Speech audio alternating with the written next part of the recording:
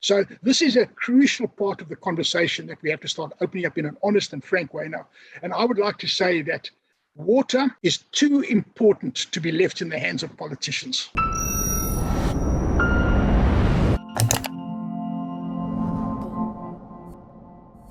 Is South Africa's water security at risk? I posed this question to Professor Anthony Turton of the University of the Free State in a longer conversation on my podcast, Solutions with David Ansara. What follows is a short extract from this episode. If you would like to watch the full discussion, you can do so by clicking on the link in the description below. Enjoy. I had an interview with my colleague at the Center for Risk Analysis, Becky Mahlobo, recently, and we were discussing how policy is downstream from ideology, to use another water metaphor. And it seems that the government has an ideological predisposition towards nationalization, centralization, and control, which is quite the opposite of what I would advocate, which is decentralization and spreading policy to more of the local level. Do you think that there is this similar tendency when it comes to water management to try and centralize everything, but then it actually becomes unworkable and bureaucrats in Pretoria just can't really implement the policies that they think that that will transform the water sector, for example? The National Water Act is a perfect example of ideology trumping rationality. Perfect example, because the National Water Act was driven to a large extent by Professor Carter Oswald, and I had the privilege of working closely with him while the Act was being promulgated. And he made it very clear to me that the purpose of the National Water Act was profoundly political. It was designed to bring about land redistribution in South Africa, because the fact that the white minority own the majority of the land, by taking water rights away from land rights, then you could now have a powerful instrument in the hands of the ruling party to start sending signals into the market to change ownership of land. So that was profoundly ideological in nature, but they didn't think it through, because the first thing that happened after that now was your big capital industry suddenly now had to start reapplying for its water rights. And I was involved at that stage. I was a fellow at the CSIR, and I was involved in a very, very big project at that time, which would have been the largest foreign direct investment into South Africa post-apartheid. It was an upgrade of a significant manufacturing capability of a multinational corporation. I won't mention the name. And the world was aflush with cash at the time, and their chosen destination was South Africa. And they ran head on into this regulatory problem over water. And they just simply could not get a water license for their factory. And the CSR was brought in to work on this problem. And the long and the short of it was that they improved the efficiency of the factory significantly, but South Africa did not get its foreign direct investment over that issue.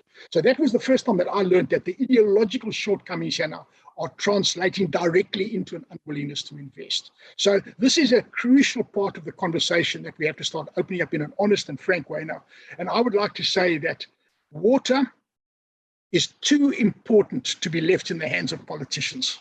Water is such an important matter that we must leave it in the hands of technocrats who must be hired and fired on their technical competence and the ability to meet targets.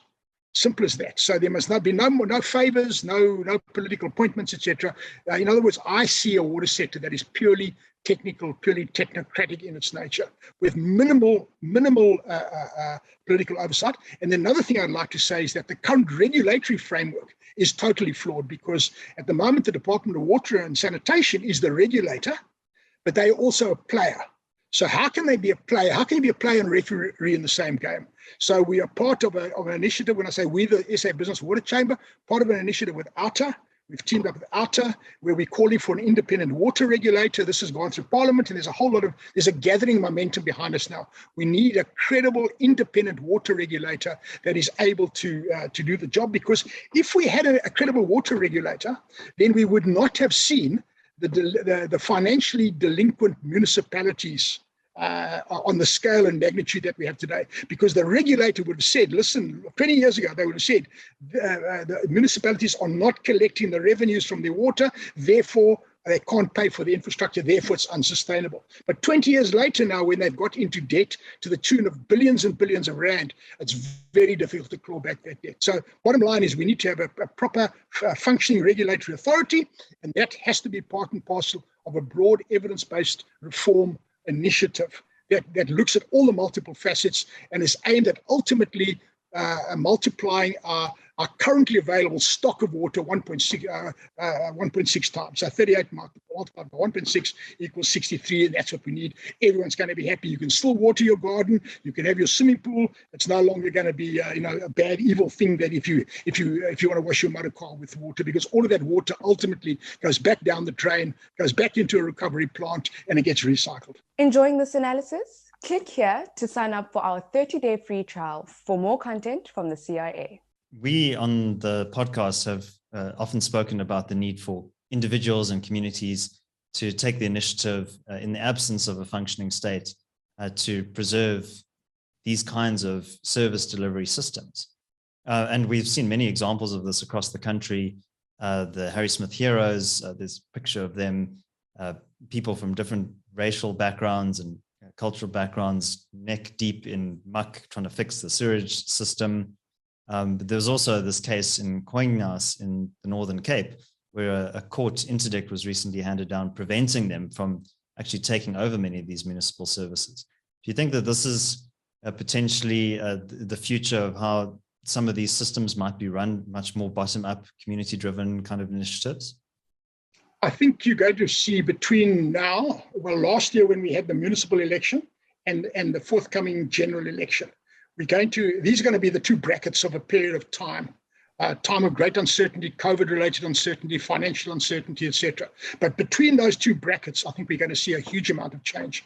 And the one thing that I can predict with fairly high level of certainty is that the moderate middle is becoming increasingly angered and increasingly mobilized.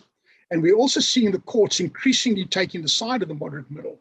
And we're also now starting to see business, for example, coming out and saying that they will assist in prosecution from the Zonda Commission if the state lacks the will. So you're starting to see an empowered citizenry. And if a comrade sitting somewhere in a municipality says, no, you can't come and take over our wastewater works, what alternative have they got to offer? They become increasingly irrelevant. They simply get bypassed.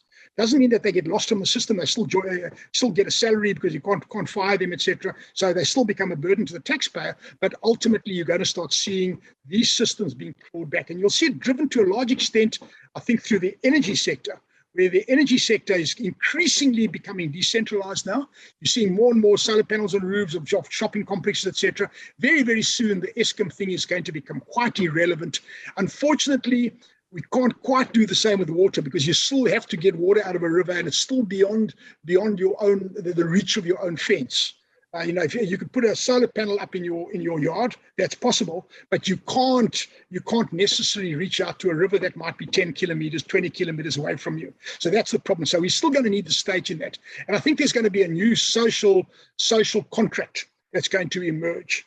And we're going to go into a sort of a hybrid of centralized control, but it's going to be a kind of an anarchic way, in a way, but structured through these special purpose vehicles, because the special purpose vehicle overcomes two fundamental problems that we have in the water sector. And one is that your Municipal Financial Management Act fails to hold elected officials accountable, and particularly your executives in your municipalities are not held criminally liable. Okay, but with the special purpose vehicle, it introduces the Companies Act, and the Companies Act holds a person in a fiduciary role accountable, and they can go to jail if they've misspent the money. That's the one thing. And the second thing that's missing in the Municipal Financial Management Act is the ring fencing of money. So if you pay, let's just say you pay R1,000 a month for your levies in a typical household, just a theoretical number, of that, maybe R100 of that ought to go to your water.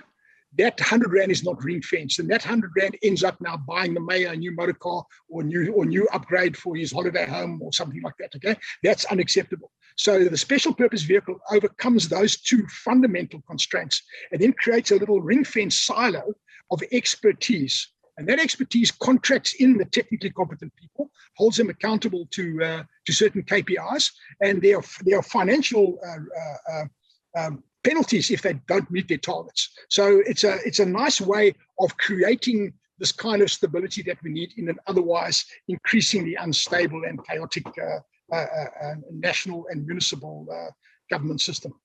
Thanks for watching. If you enjoyed this discussion, you might want to watch the full interview with Anthony Turton. That's linked over here. And I'd also be grateful if you could subscribe to my other channel. That's linked over here. My name is David Ansara. This is the CRA. Until next time, take care.